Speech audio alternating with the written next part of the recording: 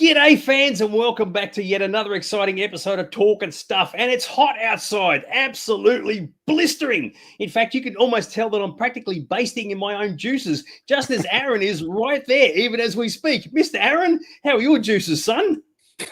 Should we do the song? It's getting hot in here, so take off all our clothes. Oh, mate, but you can leave your hat on, which is the most important thing that we've got to say. Oh, my God, we've got so much to cover off. We are bursting at the seams. Even just before we went on air, a couple of minutes before we actually pushed the broadcast button, Aron is sending me more stuff. Lots of exciting things to talk about. It's like, fans, seriously, your mind is going to be blown with some of the coolest things we've got to show you. Is that right, Mr. Aron? Well, I hope so. Maybe exploded a little, but it has been a super busy week. And it's good to be able to take a pause and talk about it with Dags and everyone tonight. I tell you what is absolutely awesome. Well, guess what? I haven't pushed this button in ages, and I really should have pushed this button. So it's time for me to push the button because let's get straight into it. Let's get straight into it because it's now time for this.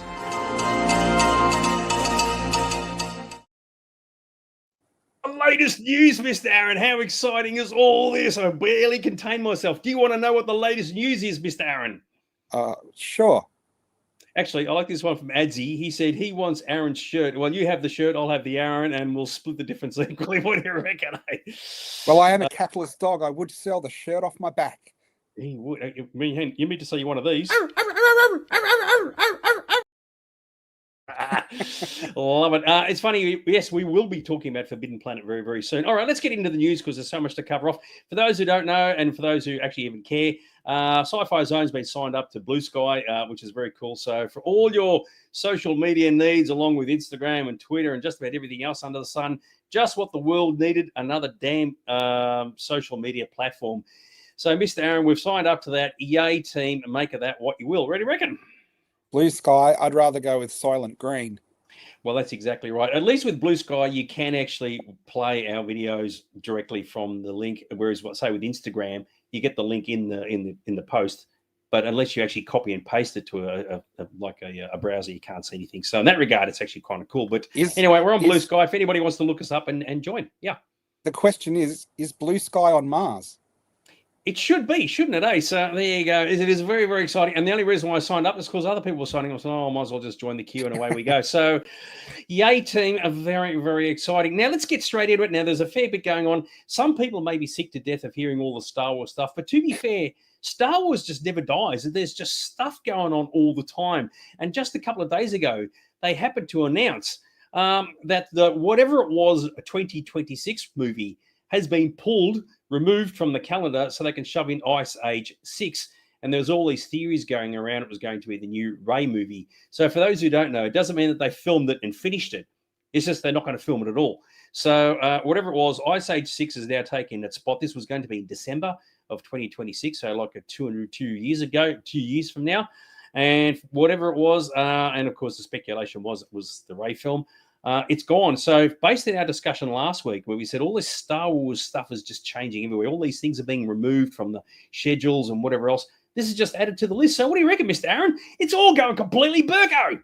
I think you'll recall it was either last week or the week before you asked me about it, and I said I believe it when I see it because none of these things were actually on any schedules. They were kind of announced by Kathleen Kennedy that they were going to go ahead, and they hadn't actually really planned out they were going to do them. I don't even know if they had a script writer, let alone a script locked down for this. I think I said I'll believe it when I see it, and that's with a lot of the stuff at the moment, not just Star Wars.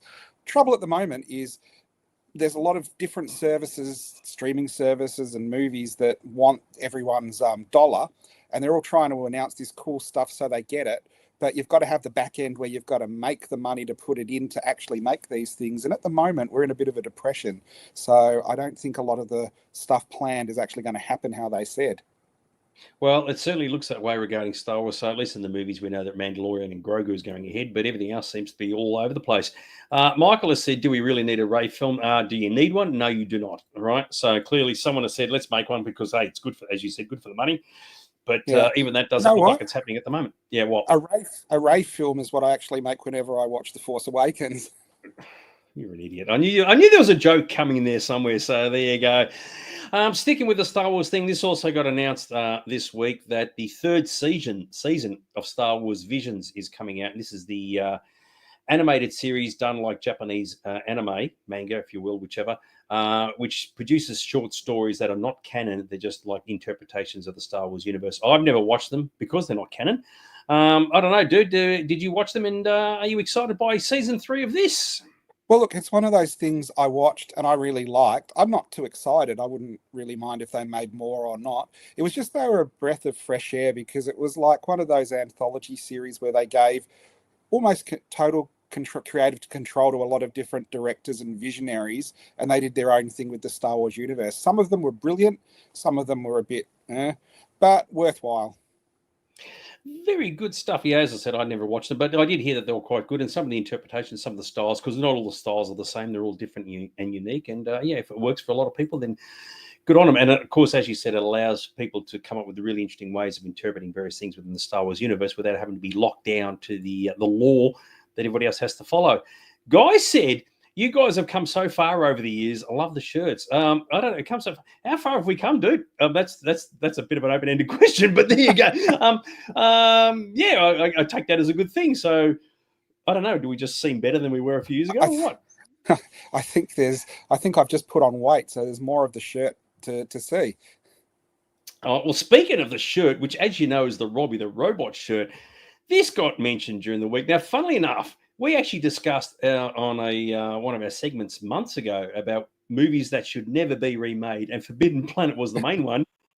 And now they're remaking it. Forbidden Planet remake in the works from Warner Brothers, and the writer is announced.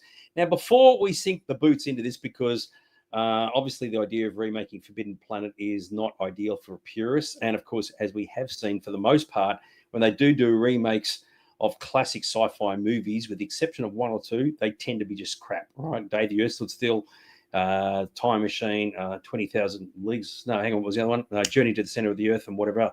But I looked at it let's look at it from a slightly bigger picture. If they were going to do a remake, let's assume they are, what would you expect to see there be different in it as compared to the original film? What are your thoughts?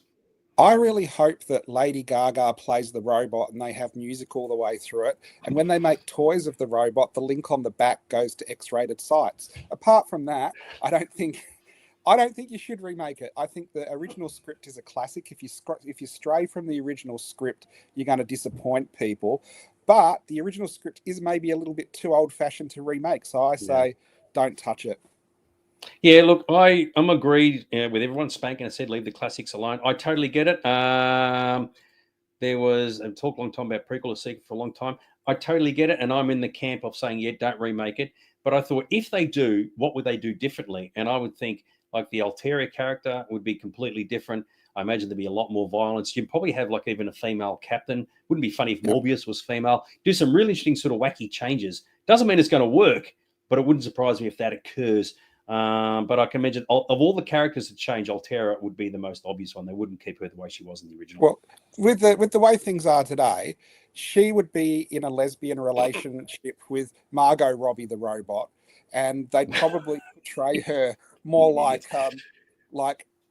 Battle Angel Alita or something like that than a classic robot. You know, it'd be something, you know, more modern and updated and more sexualized, I think. I just love this comment from Adzi. He just said, Aaron is angering my id. That's absolutely fantastic.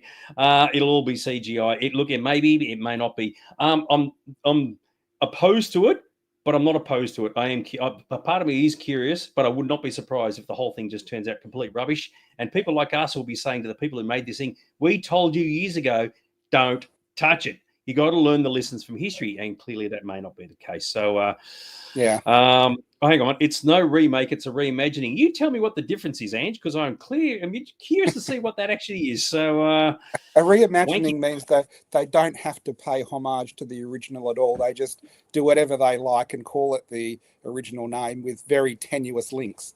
Well, yeah, what they do is they go to a website called Wanky Terms R Us, and that's what they come up with. So, Yes, they have to work out how to get the cash cow into it. Exactly right. I like it. Ange says he has no idea. That's exactly my point, Ange.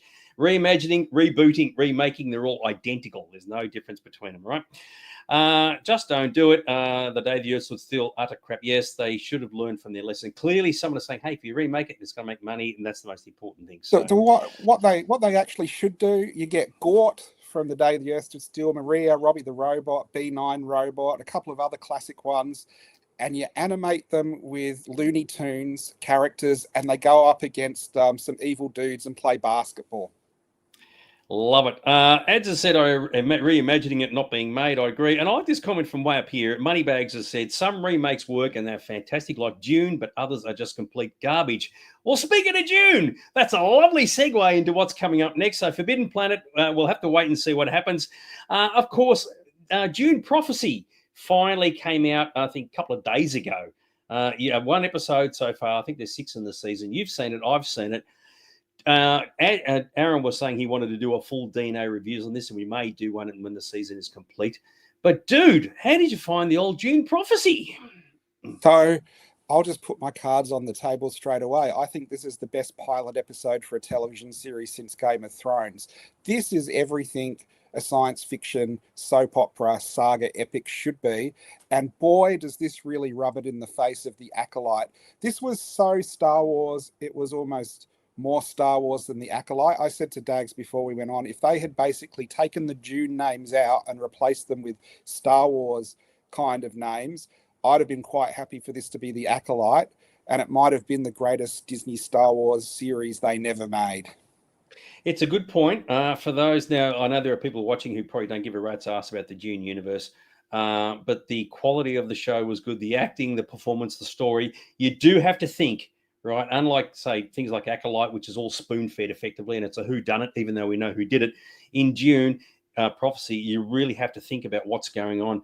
And for those who really follow the timeline and the continuity with everything, up and even at the start, when you see the whole thing about the machine war that they show, right up to the death of Anna Rule, the Reverend Mother, that's actually canonized in the books, right? So that's actually all legitimate. Everything that occurs after that, which is the 30 years later bit, that is all new, and they can fit all that in. So the whole thing where like the emperor's, whoever the girl is, has got to marry the young kid and whatever else, and all the assassination attempts and whatever, that is all fitting into a brand new continuity, and it's fitting in quite well. So it's actually really, really good, really interesting, and to be very curious to see where it goes. But as a kickoff, it is doing exceptionally well, and its production values are fantastic. Well, when you look at the Acolyte, that was quite happy to trumpet it was the most expensive Disney Star Wars series they'd made, and you look at this is miles away. This actually looks cinematic for me. I think this is one of those things I'd enjoy seeing in the cinema. It's the first episode is over an hour long, not these pissy 25-minute episodes that they feed us. I could quite easily watch this, as an extended movie at the cinema at some point if they do it. Dags and I think we spoke a while ago when we heard about it, like, how is this going to work? It's going to stuff up the continuity. I was really happy with what they did. It doesn't really muck up the continuity at all. I liked that they started with book continuity, and then they're in an area where the books didn't go. I love how it introduces the different houses, and you see younger versions of different generations of the Harkonnens and different things like that. The look is very similar to the movies. I guess that's good. I actually was watching it going, gee, some of these costumes are more Star Wars universe than Dune universe. Some of the when the young prince walked in, I'm like, gee, he looks like Anakin from episode 1 in his Jedi gear and stuff. And the other thing I loved, which I loved about Game of Thrones, they didn't pull punches about killing people. Everyone's on the table usually. I won't ruin anything because it's only just come out, but I was surprised by some of the things they did. Definitely. I'm going to get you to move a fraction to your right, if you will, or your left. Just more to, thank you very much. Yeah, exactly right. It just has a beautiful look and feel to it. You do need to have some idea as to what the Dune universe is all about, which is funny because they call it's Dune, but it's obviously Dune. The planet doesn't even appear in it. And it is based on the same continuity that the Denis Villeneuve films are in. So the logos are the same and the shields are the same and whatever else. But if you want a thinking person science fiction show, even though it's one episode, because Moneybags has asked, is the full season available? No, it's not. It's just the one episode so far. It is well worth checking out. But it is a thinking person's show. It's not flash and dazzle and special effects. Some people have said it's too slow. They've obviously missed the point completely. It's a little bit like Andor to a degree, Star Wars Andor. Yeah. So, Well, I which did is I did very, mention very to grim. Dags as well. They have a fight training sequence where they have the body shields on, but now one of them is blue and one of them is red, giving it a very Star Wars vibe. I would say the acting was universally good right across the series. The special effects, I couldn't fault them. Yeah. The music and atmosphere was really good. It might just be the first episode, and then it could all go downhill after this. But it's a good one. It's come straight out of the gate, impressing me. That's for sure. Totally agree. Guy said he loves Dune. It's a massive scope of story. It is absolutely mind-bending. Sometimes it's like, because it goes for thousands of years, almost 10,000 years. So it's a bit of a fair bit to take on board. It'll be fantastic as they haven't penny pinched on the production design like Disney did for Kenobi and Acolyte. The difference is, of course, Acolyte was made for the family entertainment, the Disney side of things, if you will, whereas this clearly isn't, as evidenced by the end of the first episode. So, where is it streaming? That's a good question. Where's it streaming, dude? In Australia, Binge or a torrent site near you? Yeah, totally agree. Very, very good. A bit of a foundation. Yes, a foundation is another series, which is fantastic. But unlike which people have read the books of Foundation and dislike the show intensely, at least with Dune, they can't complain because what we're seeing isn't in the books at all. It's never been written about. Anyway, that's Dune Prophecy. By the end of the 6th episode, we might do a DNA reviews on it. But Aaron likes it. I like it. And we're cooking on gas, which is really, really groovy. Speaking of things that are cooking on gas, now, if you're international or in a different state, this is going to mean nothing to you. But in a couple of days' time, the Fans Strike Back exhibition kicks off. Somewhere down in Docklands, big Star Wars thing. Huge amount of collectors have all banded together to bring all this stuff into the country. It's been in Paris and New York and blah. We know people have actually submitted stuff to it. Spankin, who's watching right now, has built things for it. Absolutely fantastic. Mr. Aaron, how good is this? The Fans Strike Back. New York, Paris, Footscray. That's some pedigree right there, isn't it? But it is one of those things where, I joke about it, but it is really good that we get an event like this in Melbourne because there's a lot of places that don't get it. Recently, there was a big Doctor Who exhibition over in New Zealand, and we're not getting it in Australia. So it's one of those things where anything like this to do with pop culture is really cool to have locally. I think we discussed it before. It's not official props and stuff from the actual Lucasfilm archives. It's actually, as Dag said, things that have been collected or made or put together by fans. There's a lot of official high-end merchandise and statues and sculptures and things like that. And then there's a lot of one-off pieces too. So if you are a Star Wars fan, I would pretty much say there's going to be something for everyone there. Yeah, I totally agree, and it is good. I agree with you completely. It is good that they've actually brought this to the country. Funnily enough, I went to the Fan Strike Back website to see if I could get someone on the show to talk about it, and there was actually a section there called Press. And I thought, beauty, I'll send an email to the press group. Well, anyway, clearly our show's not important enough because they never got back to me. But there we are, not to worry. But it's here for 3 months. I know that much. And I mean, the idea, if it's a bunch of collectors or a collector who's gotten all this stuff together and they're just transporting around the world for an exhibition, good on them for doing it. Obviously, the word Star Wars can't be included because it's not endorsed by Lucasfilm or Disney. But it's in town. Kicks off, I believe, on Friday, if not Saturday. I think it's Saturday, actually. And you never know. So 3 months, we may have to do a DNA reviews on the old Fan Strike Back exhibition. What do you reckon, Mr. Aaron? I reckon if you can't use Star Wars, use Star WRAS, because if you type fast enough, that's what I type half the time when I'm speed typing, and everyone would just think it was a typo and go anyway. Love it. Mark said he's going, got a ticket for his birthday. It will be interesting to check it out. Absolutely. If you're a Star Wars fan, be sure to have a look and support this thing that's going on. We'll probably chat a bit more about it after it kicks off. You never know. And of course, in the news, just 2 days ago, it's like, what is it with friggin' Star Wars? There's a Lego exhibition coming out here in May next year, May the 4th. Big Lego exhibition made by like all this Lego shit that's been put together for Star Wars. And that's being brought out here as well. So for whatever reason, Melbourne is the go-to place for Star Wars shit, Mr. Aaron. What is the deal with that? I know. Well, Lego and Star Wars are two huge franchises, so you combine them together and you have a really wide fan base of people who would go and see it. Lego is like you've been to the Lego Brickventions. Yep. It is absolutely massive. There are conventions, and Brickvention is one of those things I never thought I'd see something so huge in Australia, something that wasn't pop culture TV or movie related, actually a collectible related, is just incredible. So this will be another big exhibition with a lot of general interest as well. Well, it made it to the news, and actually, had reporters there, and they're talking to the Ryan McNaught dude, the big professional guy, and he said, "Oh, it's 50,000 bricks and 50 billion hours and bloody bloody blah." And I thought, wow, that is very cool. And they've got the big X-wing out the front and whatever else. And I thought, well, good stuff. I mean, Star Wars just not going away. So for people to go, my God, Star Wars, I'm sick to death of it, mate, you're going to be sick, a little bit more sick of it by the time it's all finished, because it just isn't going away. So Guy Yeah. said, can't wait for the Lego Expo. I reckon there'll be a lot of people queuing up for this one. So it is Mm. very, very groovy, Mr. Aron. Yeah, they do these sort of Zen exercises after. You know, when you go to Tahiti or whatever, you can learn to walk across fire. At these, you can learn to walk across barefoot on a room full of Lego on the floor. There you go. And all you hear is, ooh, ah, ooh, ah, ooh, ah, ooh, ah. Yeah, the fire walking is actually easier. This is the next level.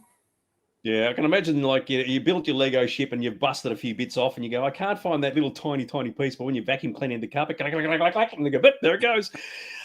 Michael said, yeah, Melbourne is a Star Wars central. Well, that's exactly right. It also helps that Star Walking, the Star Wars Appreciation Society, is also based in Melbourne. So if you want Star Wars anywhere in the world, come to Melbourne. It is all happening here, Mr. Aron, which is very cool. And speaking of which, we're not sick of the old galaxy far, far away just yet, because this has popped up just recently. Mr. Aron, talk about how excited you were about this. Now, there's a bit of a story here. We, of course, had Sylvester McCoy in the shop a week ago, and it was crazy. And the knock-on effect with that is the shop becomes a bit more known in the area and locally, and it trends. The knock-on effect for that is I have been getting collections in all week from people who didn't know the shop. I've been going out to house calls. The last 2 weeks, I probably bought more than the entire last year. So that's been incredible. Now, most of the stuff that turns up is the same level of stuff people have in their garage. But we got through. I really hate using this term, but it's actually true. We got through what a lot of Star Wars fans consider a grail item this week. Like the Holy Grail, these are impossible to get your hands on. And what I'm talking about is an actual 12-inch scale Australian Tall Toys Boba Fett. What is special about that, Dags? What is special about that is Kenner released all the Star Wars stuff globally.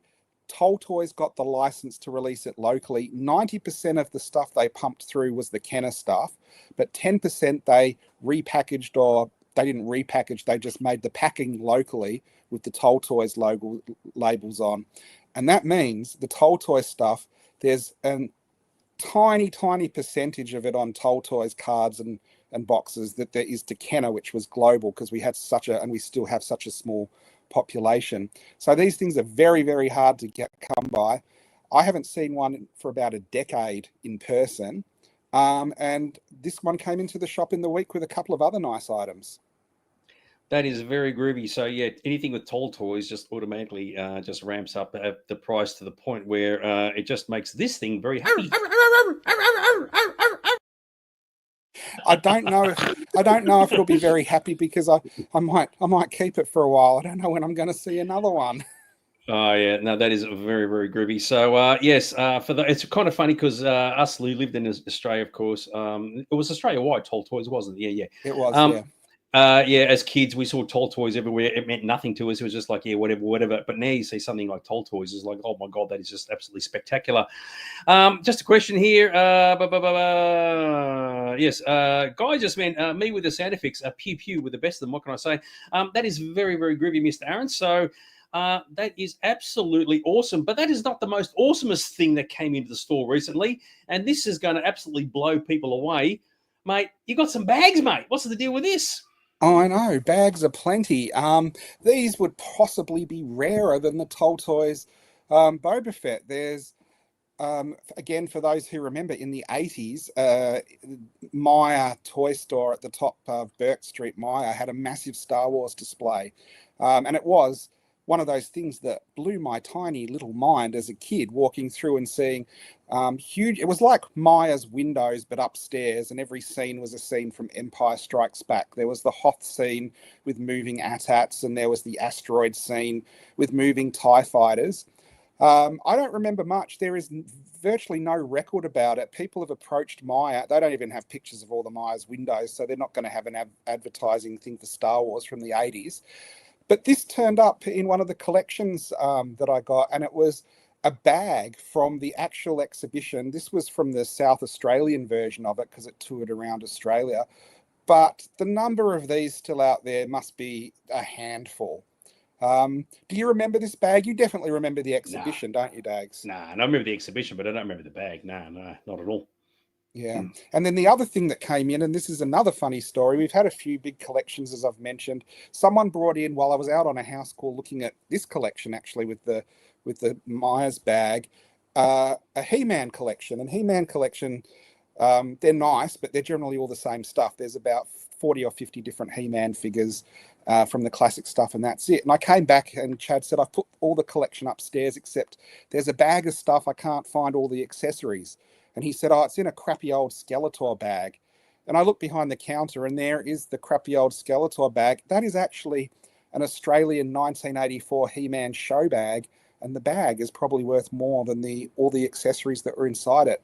You just never, ever see one. I have not seen one in person since the show in 1984. I was always hoping one would turn up, and one did. And a kid kept his accessories in it and then put it in the garage for 40 years. So it's been a really amazing week for sort of really interesting and rare toys coming into the shop. Very cool. Now we've got a first-time viewer here, Dennis. He said this is going right back to the Dune discussion. The Holtzman shields are blue in normal operation. They change to red when a blade hit is registered or a penetration occurs. Yeah, we knew that. It was just ironic that because we were comparing Dune, how Dune Prophecy was way better than, say, the Acolyte. And, of course, in Star Wars, blue and red is a bit of a colour thing regarding lightsabers. So it wasn't a criticism. It was just an observation. And it was actually just a little bit of a gag at that, which is very cool. But it's all good stuff. But guess what? We're about to take a turn for the worst, fans. It's time Hold for on this. to your Doctor Who! Hey! The TARDIS! Doctor Who! Hey! The TARDIS!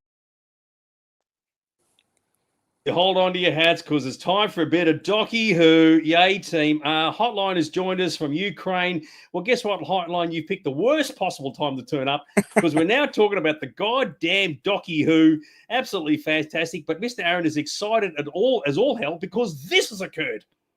Well, much like the British tabloids, we have like leaked photos of not she-devils that they might have pictures of, but sea devils. The first pictures have kind of leaked of what people are thinking is the sea devils from the new Doctor Who spin-off series, The War Between the Land of and the Sea. Now, as you can see on the left there, we have the 70s sea devils, the 80s sea devils, the 20s sea devils from Jodie Whittaker, one of Dags's possibly favourite things he watched of Doctor Who. Then on the right, we've got a complete redesign of the sea devils. It's much more human, doesn't look like a reptile at all, more like a fish. We don't know 100% if this is the sea devils. It could be another alien or reptilian race that's under the water, but it's very interesting to see. This is the first thing that's leaked. It's a female version of the sea devils. I've got to say, I prefer the 70s, the 80s and 90s version. Very good. Regarding where are we? Marcus said he's going to do a remix of that song now. You go, Doctor Who, hey, the TARDIS, unbelievable. If you want to be associated with Gary Glitter, go and play that every week. Yeah, exactly right. Marcus said, hope it's not true. Before we went on air, Aron sent me that picture and he goes, oh my God, it could be sea devils. It's like, it's very, very exciting. And I'm just sitting there going, oh, the yawn's kicking in now. Sorry, fans, it's kind of rating a 0 on the give a shit meter as far as I'm concerned. But hey, if you're excited by it, then that's the most important. I'm more interested in seeing what Mark does with that music mix, which is very, very cool. Anyway, that's good stuff, dude. So, Sea Devils, yeah, that's very, very cool, very, very exciting. Anything else you want to add in about your Docky Who before I move on to something far more interesting? Not really. Recently, I joined a couple of science fiction Facebook groups. I have no idea if they're even watching or if they even care about the show. But as is often the case, people post pictures of various things. And as has been the case in recent weeks, I've come across some photos and I've had a bit of a laugh. This one I thought was actually very, very funny. I love this line. It's a fantastic way to hide your alien-human hybrid skull. What do you reckon of that, dude? She looks like she's about to consume mass quantities, if that means anything to you. That is awesome, isn't it? Hey, that's a beehive gone horribly wrong. What can I? That is just grouse. Because Yeah, I that thought looks of like. what? Go on. Do you remember that old invasion of the bee girls? We're not talking about bee movies. We're Yes. talking about actual bee girls who turned into wasps and stuff. That could fit right in there. Yeah, well, absolutely love it. So I was automatically thinking of Indiana Jones and the Crystal Skull. So Yeah. because their skulls are really, really long and elongated. And just quickly, this one just popped up today. It's very simple. I'm easily amused. What can I say? It was it was this Captain Steve Roger. I'm laughing now just thinking about it. I don't even know who even did this. But, You know that's a good one because Dag's got a snort out of it, and that's like real top level comedy, isn't it? tell you what, yeah, I agree. Too funny. See, it made me laugh. So I'm easily amused. What can I say? So very, very, very, very cool. Good stuff. Anyway, guess what, fans? I hope you've enjoyed all that. Because we're now got to move on to our main topic of conversation. We were actually supposed to have done this last week, but we actually just ran out of time. We're back to the good old 1970s movies, which is a very, very groovy that did not go past Star Wars. So we talk about 1970 to 1976. Right. We had a good chat last week about some classic movies there. Mr. Aron, what do you reckon? Well, it was so much it couldn't be contained to one episode, so it's bubbled over to this episode. So off we go again, looking at that very unique decade, the 70s. There was even one movie that I had to watch because I hadn't seen it for 40 years, and I thought I'll watch it again in case it pops up in this particular discussion. Westworld, Mr. Aron, robots going around shooting dudes. And I thought, mate, that is just exactly what's going to be happening in this world here in the next 10 or 20 years when AI starts to take over. How groovy was this particular film, Mr. Aron? Would you like to go to Westworld and just shoot some robots but have them shoot back at you or what? It was awesome. Do you know what? I did like at least the first series of the Westworld TV series, but you know, it didn't have Yul Brynner. This was probably he's the silent black-hatted villain. This was probably the movie that resurrected his career. He was big. He'd been in The King and I and a lot of different things, but this is really the iconic movie that he's known for. The imagery of Westworld and him is going to be intrinsically interlinked forever, just because he was such a cool character in this. I even remember watching and loving Beyond Westworld, the spin-off TV series, Yes. which I'm sure if I'm watched now, would probably be quite a letdown. And also Future World, which is another one I haven't seen for decades. So I remember it as being actually scary as a kid, just when you have those big robot faces fall off kind of thing. Yeah. It's funny. We plan to have a discussion one day about TV shows that were inspired by movies and that ones that failed. So we will actually bring that up. It's kind of funny. He's wearing pretty much the same outfit that he does in the Magnificent Seven, but he was a scary dude. And the idea that all these dudes are working on the robots, and of course in the movie, as the guy said, he doesn't actually know how the robots are made. They pretty much make themselves, which, as Ange has said, it's welcome our AI overlords. So it is definitely a sign of things to come. Even though you're right, the TV series was vastly different, but the movie was definitely something that made you sit up and pay attention. And I thought, yeah, that is very, very cool. Yeah. Another movie that was made in the 70s. And of course, this is an absolute classic for people who remember it. Well, of course, was Dark Star. And they took the idea of saying, well, traveling in spaceships, going around doing stuff is absolutely boring. And of course, in the 70s, everybody's smoking the wacky tobacco and all the rest of it. It's not exciting. It's not fun. It's a drag. And Dark Star is excellent for showing that, Mr. Aron. What do you think? It is. And it is one of those rare science fiction movies done on the cheap where the alien is made out of a giant beach ball and it's good. It gets away with a lot of stuff. The first time I saw Dark Star was on one of the Valhalla 24-hour sci-fi marathons. And it is one of those movies that sort of breaks up the other movies because you have sci-fi thriller and sci-fi action and, high concept sci-fi. This is just a 70s fun movie with, lots of crazy stuff going on. And for something that was low budget, it actually looks quite good and the production standards are quite high. There's a really good sequence in the show where they need to get the bomb doors to open so they can drop a bomb to blow up a star. And of course, the bomb doesn't realize it's armed itself. And I think it's Pinback, one of the characters, has to try and talk the bomb into saying, don't detonate because you're still in the bomb bay. And of course, the bomb is saying, my job is to detonate. So it's a really interesting, well-written moment that in the film itself, you go, that is actually very cool. It's a little bit like the HAL Bowman Talk from 2001, but slightly more advanced. And Yeah. Dark Star is definitely one that really suits its time period, but is so different from everything else we've ever seen. So absolutely love it. Yeah, it is very, very cool.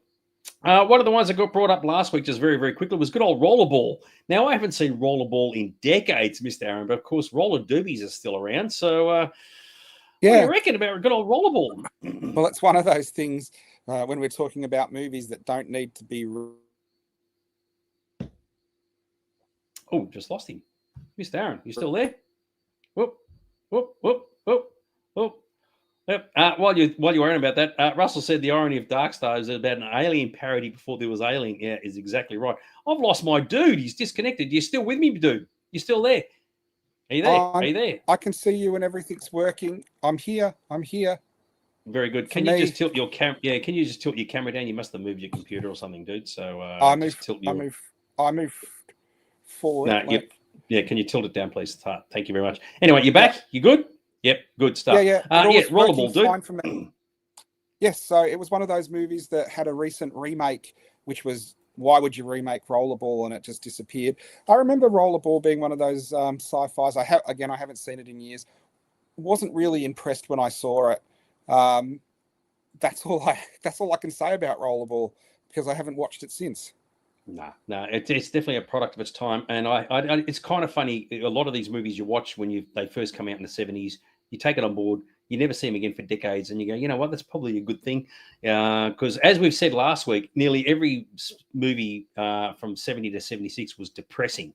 Nothing was happy, and Rollerball was definitely one of those. We've got a couple. Believe it or not, we're actually at. Go on, you go first.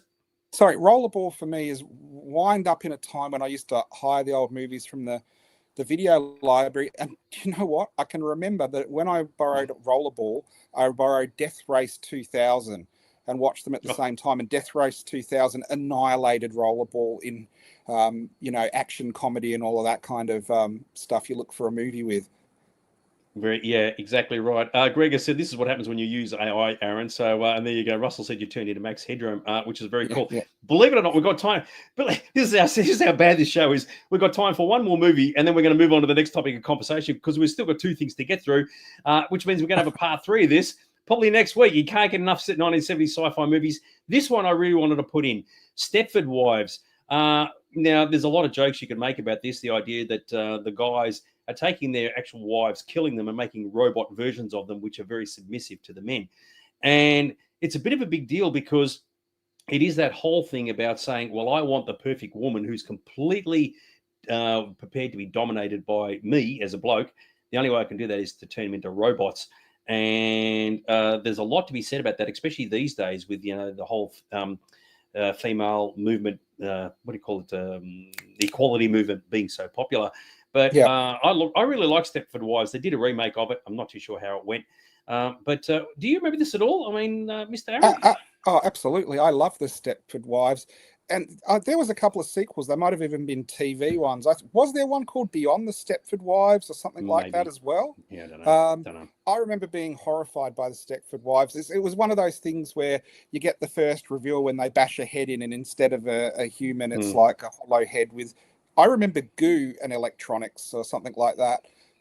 And it was always, that slow body horror of a new person being accepted into the community and she's killed and replaced by a robot, which is, that's the original movie they did that. They've done that in a lot of different things since then. Did you see recently, I think it was a movie maybe called Sorry Darling with...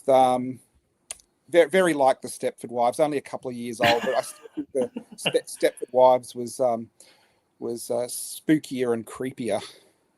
Look, this from Russell. He said in the remake, you can't tell the robot Nicole Kidman from the real one. The funny thing about the Stepford Wives, depending on where you are, it can actually emulate what happens in real life in certain countries where women are completely dominated by men and very submissive. So, but it is interesting to say, well, just because you can replace your wife with a robot doesn't mean that's the right way to go, because she completely lacks any personality and all she does is just exist for your benefit, which is like, well, that's not really what you want. So anyway, the funny thing about Russell's comment, I was going to talk about the sequel and say, and in the sequel, the robot had less plastic in than the real Nicole Kidman. The sequel did have Christopher Walken in quite a good role, though, I remember. Yeah, never saw Although it. it was a comedy, which just didn't work for me. Yeah, no, that's fair enough too. Anyway, guess what? We're going to have part 3 of this. There's all these movies I haven't even touched on yet, but there's more important stuff to come up first. So that's that. I hope you enjoyed it. We're running a fraction behind time. This one I only thought of today, and I really wanted to bring this one up to your attention, Mr. Aron, because it's now time for this. A question. Okay, so this is pretty relevant to the world as we know it, old son. I know we're flashing through this show as fast as humanly possible. The question I've got for you now, for people who don't know what's going to happen, I'm going to show Aron a question. He doesn't even know what it is. He hasn't actually seen it before, hasn't been pre-warned. The question I've got for you: would pop culture fandom still be as big and as successful if the internet didn't exist? Yes. Oh, really? Okay. Yeah, because what a lot of people don't remember is the internet really started taking off at about 2000. I remember for 1999 with The Phantom Menace coming out. That was probably the first time I was excited enough to download a trailer from overseas and watch it. And the download of those trailers literally took about an hour on the dial-up I was watching to watch, like, the 90-second trailers and things. So the internet has been around for, in everybody's house for 20 years at least. Most people have had it for 20 years. But pop culture wasn't, a small thing when Star Wars came back. It was already on the way up. And I do think the internet aided it and connects people together. But in some ways, and we've discussed this before, I think the internet has actually damaged fandom and pop culture, because it doesn't mean a lot of people have to go out of their way and get out of their house and go to events. And what we've seen is a more, I guess, pasteurization of pop culture, where you go to a pop culture event and there's a whole lot of people there who are not, sci-fi fans, as in, would collect stuff and go to fan club meetings and stuff like that. What it's done with a lot of things. It's normalized stuff that maybe people didn't have a lot of knowledge about, because it was little groups of people who got together and do it. But on the other hand, it has sort of taken away from people's, I guess, enthusiasm about going out and meeting together. Now, in those early days, that was when the first Armageddon was around. That was pretty big. That was in Jeff's shed. It wasn't as big as some of the more recent ones, but I don't think those events would have gone away. I think back then, before the internet, stuff like that grew on word of mouth.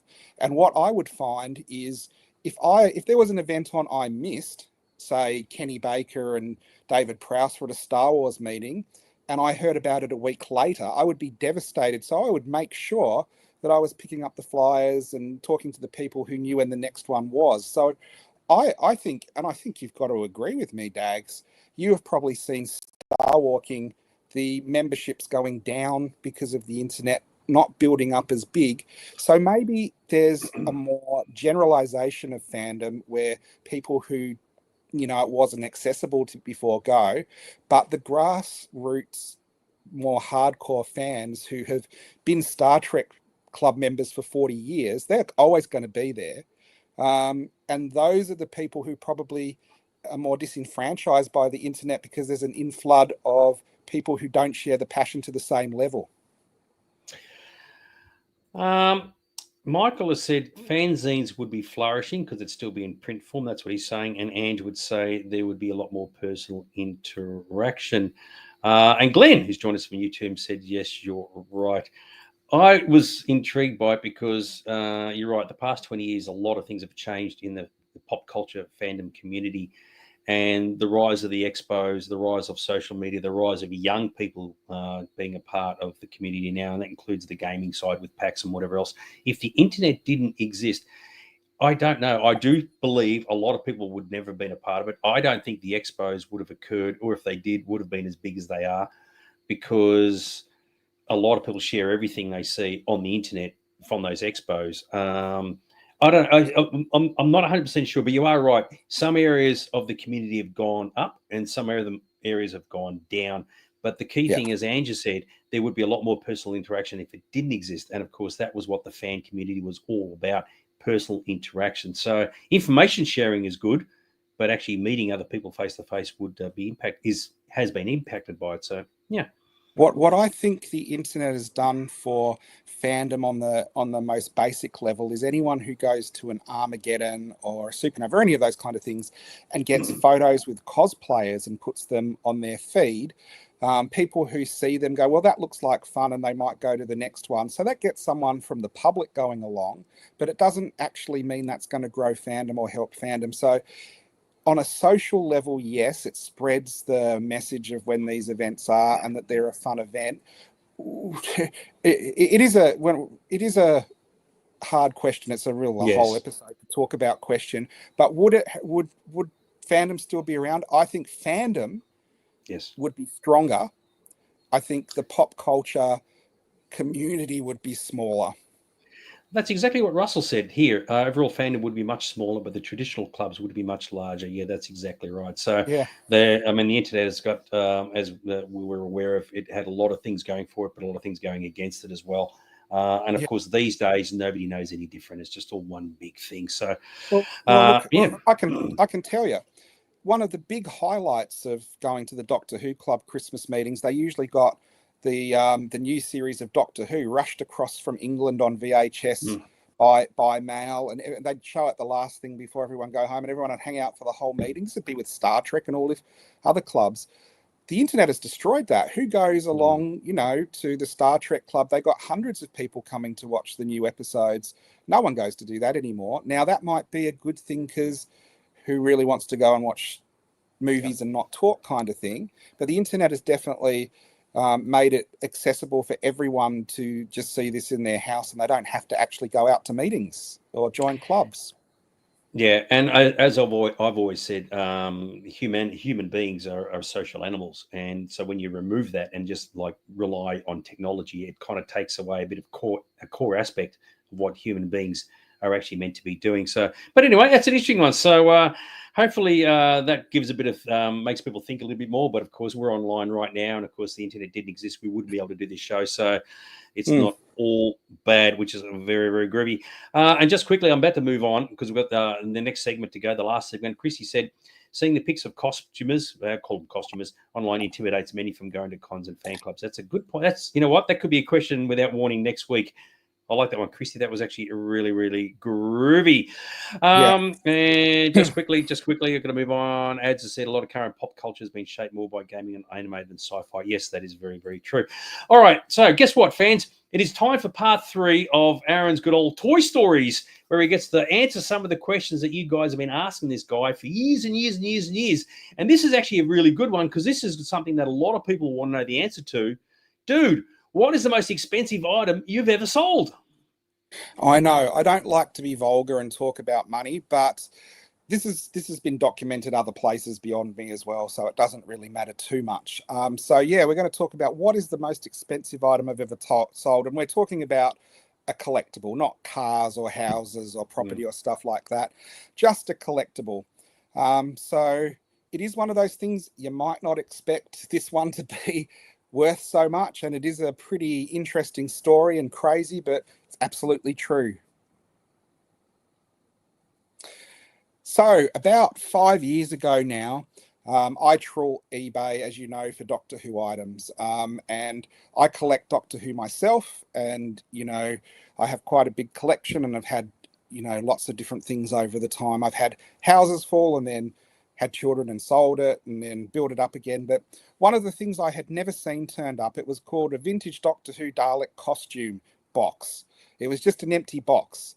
And it wasn't actually a Dalek costume, it was a shoebox. So someone had found this, and it has like size 10 on it, and they presumed it was for a Dalek costume. Now, I'm pretty sure before this auction turned up, there wasn't a colour picture in existence of this box, because it's from Dalek pixie boots or Dalek slippers right back in 1965, 66, so pretty rare. The pixie boots themselves are impossibly hard to get. I've never, ever owned a pair. I've seen maybe 1 or 2 pairs for sale over 40 years, so that's how rare they are. But I've never seen a boxed pair, and I've never seen this box turn up in any collection. So this turned up on eBay, and it was like 99 pence and a bidding auction going for a week. So I followed it for a week, And in the last 30 seconds, as you do, I bid £600, which was $1,000, expecting everyone to jump on it and be that last minute bidding frenzy. And it jumped all the way up to £80 or £70. So about $130 to land kind of thing. So a way cheaper than I thought it would be. So I got it across to Australia. If you go to the next slide, Dags. And this is how it was in my collection. So you can see that's all 60s Doctor Who Dalek merchandise, and that's how it was displayed in my collection. I had it in my collection for a couple of weeks like that, and being the terrible braggart I am, I put pictures up on my Facebook page, my private one, kind of saying, hey, has anyone got this? Like, has anyone seen the box from this? And no one had. And everyone was like, where did you get that kind of thing? It was just like eBay. And I personally emailed a friend of mine, Mick Hall. So I don't know if anyone knows Mick Hall. If you're a Doctor Who fan, you would. He's probably the original Dalek collector.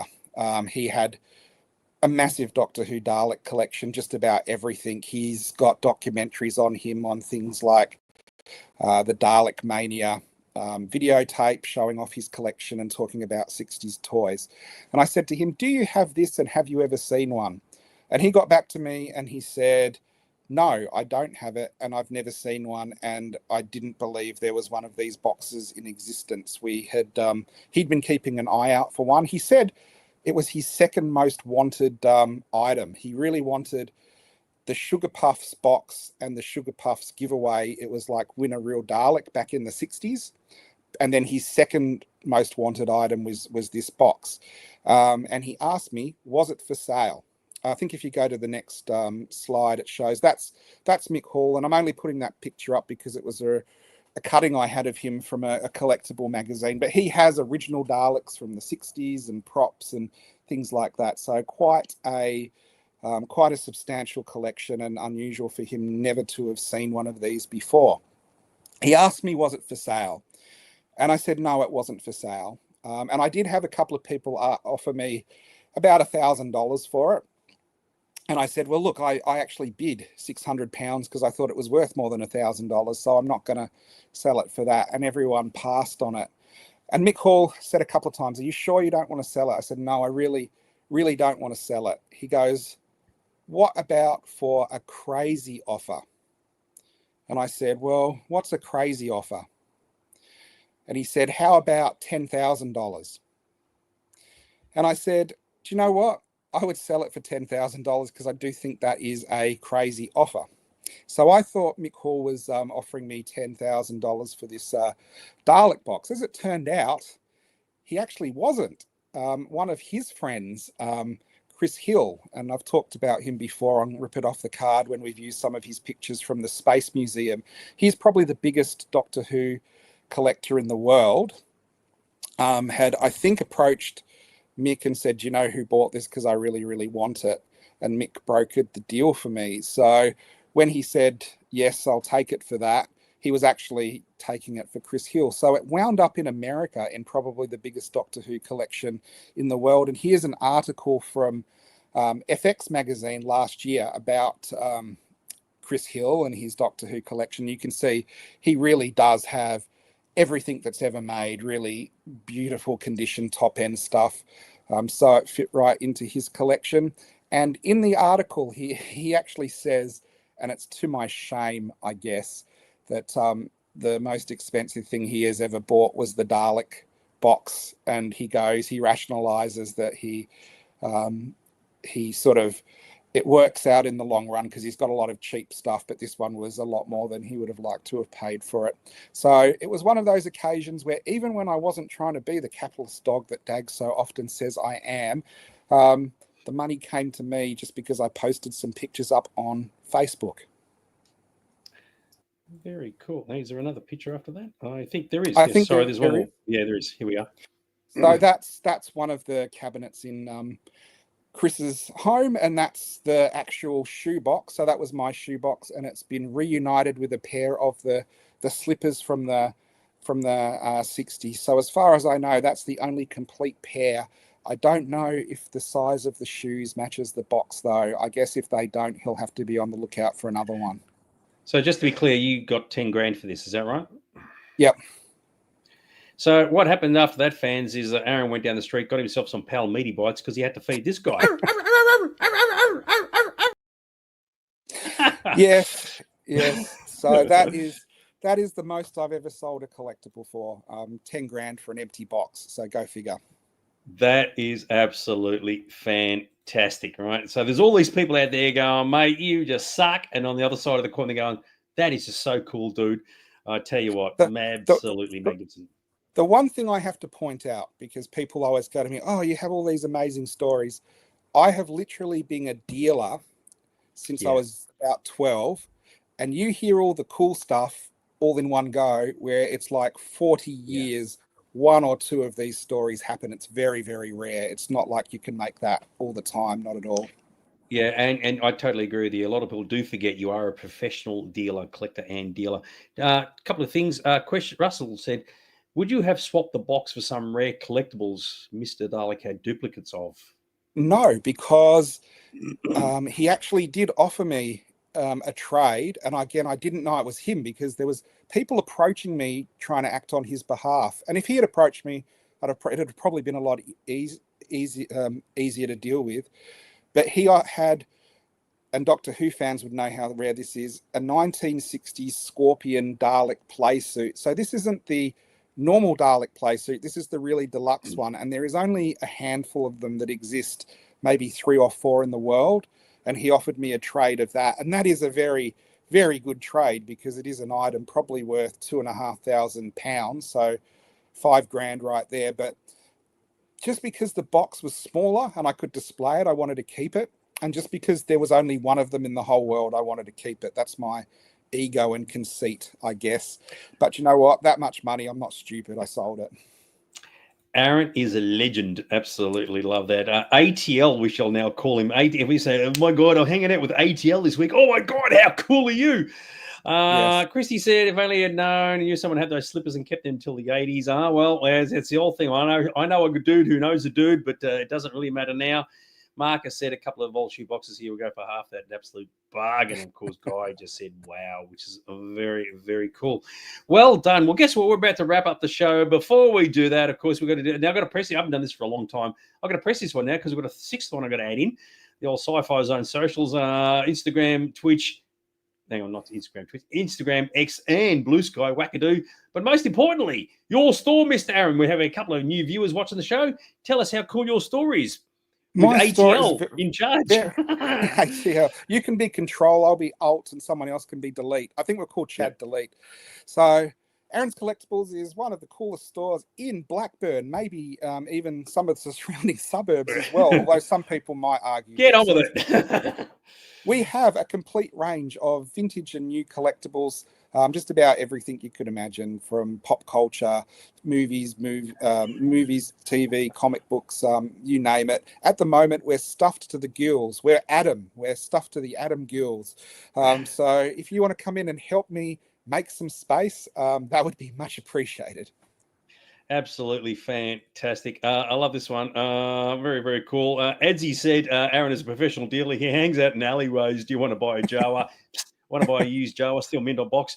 Michael has made a mention about Sunny Saturdays. It is not on this week because I'm working this Saturday. So it's going to be postponed for a couple of weeks. Can't advertise it when I'm not there.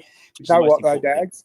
This wouldn't be Sunny Saturdays. This would be like total sunburn Saturday because it is going to be quite hot this weekend. Yeah, 34 or 36 degrees, they say, which is absolutely fantastic. Oh, look at this. Absolutely looking forward to next week. Well, I'm glad somebody is because, what can I say? These shows are very, very exciting. Well, I can tell you what's going to be on next week. Part 3, could be the part 3 or 4 at this rate, of 1970 sci-fi movies. We will get through them all from 1970 to 1976, which is absolutely fantastic. What do you reckon then, Mr. Aaron? How exciting is all that?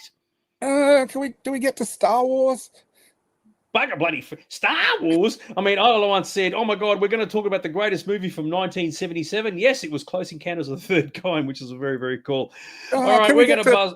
What? Can we get to Star Crash? Yeah, actually, yeah, we will do a section one time of Star Wars rip-off movies because I want to talk about the humanoid, which is very, very cool. Anyway, we're going to buzz off, party hard. Don't forget, fans, it is going to be hot this weekend, but pop your nose down to Aron's Collectables. It's going to be absolutely awesome. Check out a Toll Toys Boba Fett. What can I say? All full 12 inches of it. Oh, yeah, baby. Can't go wrong. Mr. Aron, I'm going to leave you to it. I'll see you in a couple of days. Party hard, rock on, guys. Enjoy. Have a good night, guys. Thanks for being here.